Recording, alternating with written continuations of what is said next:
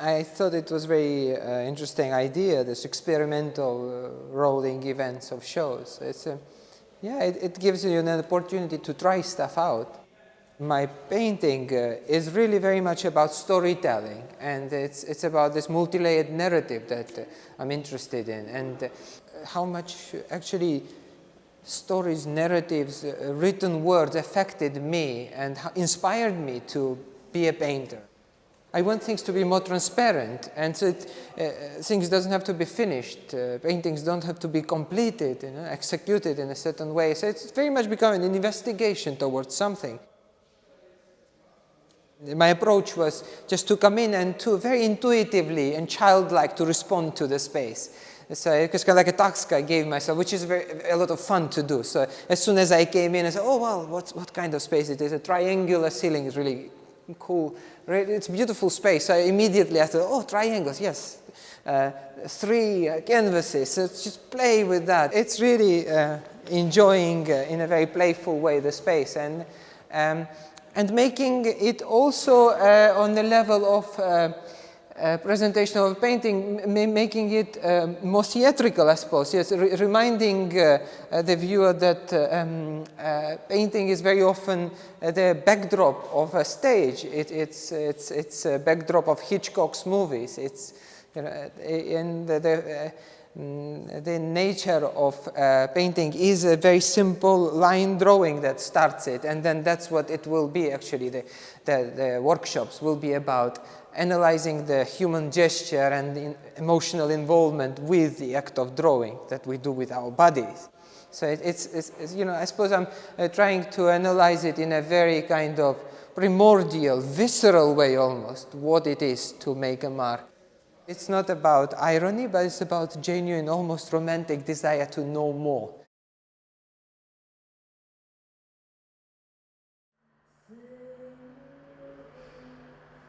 I instantly liked the call for proposals for Figure 1 because it asked for a work in progress or to stage some kind of experiment. I might be paraphrasing that wrongly, but to stage an experiment, that was the kind of thing that got me, because I have a kind of bag of things I want to always try out that I don't necessarily have the time or the space to show them or to try them out in a public setting. But it's about a long duration of time and what might or might not happen in that time. And I like the idea that people might stop and listen to something which might not sound any different in the time space that they're listening to it, but actually over the month that it's on will have quite a significant change in how it sounds. This relates to like a much wider body of work, which is, yes, about disembodied voices, but also how they then become embodied, say, in the material of a record, or become embodied in the large-scale kind of space of time that maybe a month might take. So this song being sung by Debsy Wykes is actually taken from another piece of work I made, which also had 2 speeches from Hamlet. One Hamlet's speech, one Ophelia's speech, which is "Oh, what a noble mind is overthrown," spoken by 2 women out of sync, so syncopating each other throughout. And then this song kind of punctuates the middle of that work.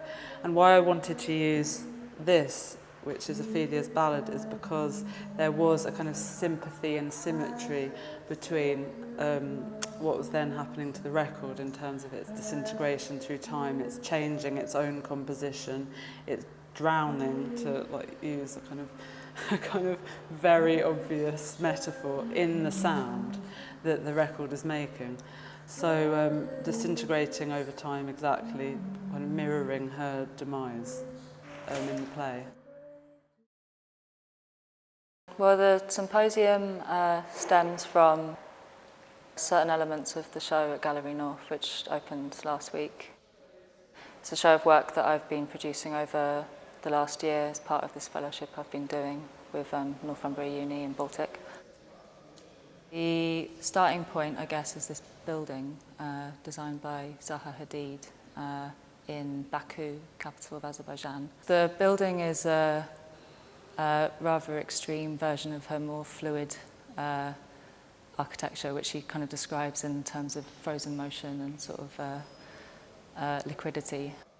It caught fire a few months after it opened, and I consider fire to be like the most sort of extreme version of damage that you can like have to a building. And this building would have been, the only reason why it can exist is because of certain like CATER programs, and so to enable this building to exist, you have to go through this sort of virtual environment, and then you have this thing that you are kind of stuck with, like this sort of dropped-in brand logo Hadid thing, kind of sort of bought by the city, and then it catches fire.